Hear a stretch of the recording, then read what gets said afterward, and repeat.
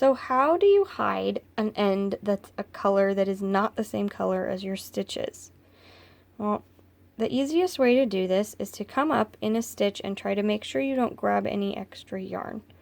Just make sure it's right nice and clean in one of the larger stitch holes.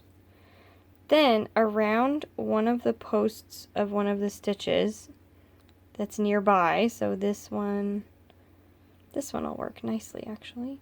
We're going to insert our hook under this piece of yarn, under this part of the stitch,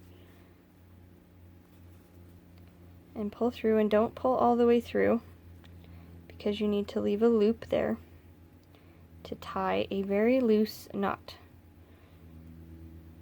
Okay, don't go crazy with it. You can kind of see that's pretty loose there, okay?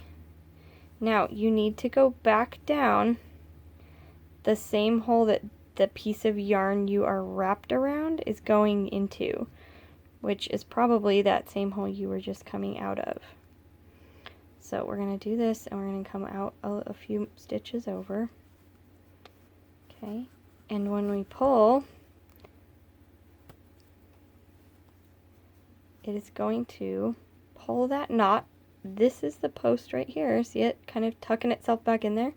That's the post of the stitch that our knot is wrapped around, but we've pulled it around to the back of the stitch, and so there's a knot in there holding our whiskers in place, but you can't see it. So then all we have to do